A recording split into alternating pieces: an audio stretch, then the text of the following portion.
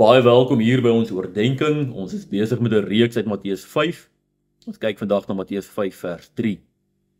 Salig is die wat arm van gees is, want aan hulle behoort die koninkryk van die hemele.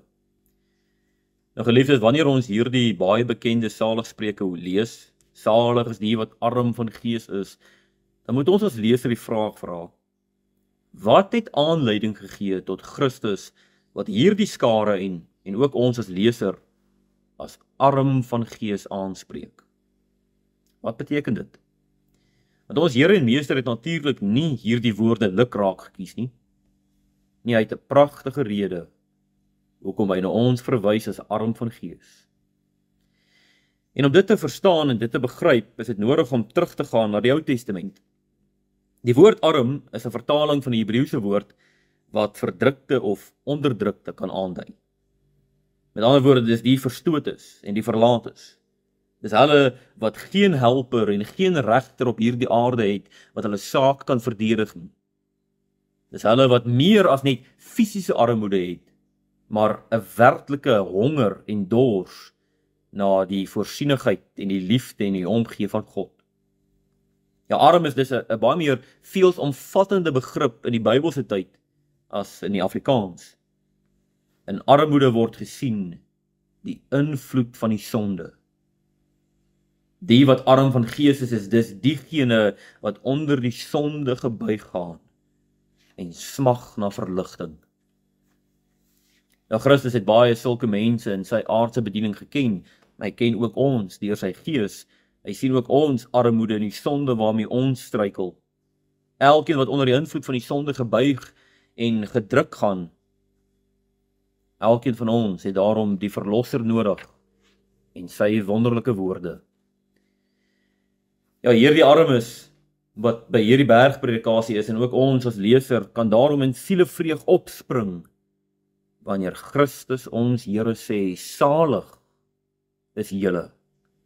Salig geseënd is julle wat arm is. Salig en geseënd is julle wat verdruk is. Salig en geseënd is julle wat smag na my redding. En hierdie Jode sou erken het, Christus is die Messias. Maar hulle sou onder die indruk gewees het dat Christus vir hulle werklike aardse rykdom gaan bring. Nuwe huise om in te woon, nuwe voorspoed in die land, die beloofde land. Maar dis nie wat Christus bedoel het nie. Nee, Christus spreek die armes aan as salig, want sy oogpunt, sy doelwit was op die koninkryk van God. Soos hy Matteus 6 sou sê, soek hulle eers die koninkryk van God. Dis wat hier die armes van gees moes geleer het. Nou, ons as leser moet vandag ook ons eie armoede erken, ons eie armoede raak sien. Want die sonde het so groot invloed ook op ons lewens. Ons sondige hart is so goed geoefen in hoogmoed, so maklik in ons rykdom dink ons het God nie meer nodig nie. Laat ons daarom ons eie armoede raak sien en daarvan leer. Die koninkryk van die hemele, sê Christus, behoort nie aan die rykes nie, behoort nie aan diegene wat dink en onder die indruk is dat hulle hom nie nodig het nie. Die koninkryk van God behoort aan diegene wat besef, ek het Christus nodig. En daarom dat ek na Christus vlug en hom alleen. Salig is elkeen wat sy eie onbekwaamheid raak sien tot sy eie redding en sal besef, maar Christus is my diepste, my grootste verlange. Ek het niks anders op hierdie aarde nodig nie.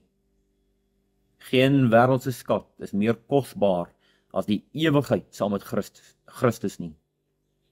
Laat ons daarom as arm van geestes deur die Gees die koninkryk van God alleen soek en in Christus bly wandel. Kom ons bid saam. O Vader, ons erken ons eie armoede en ons sien ons gebrokenheid. En daarom vlug ons na U toe, Here Jesus Christus.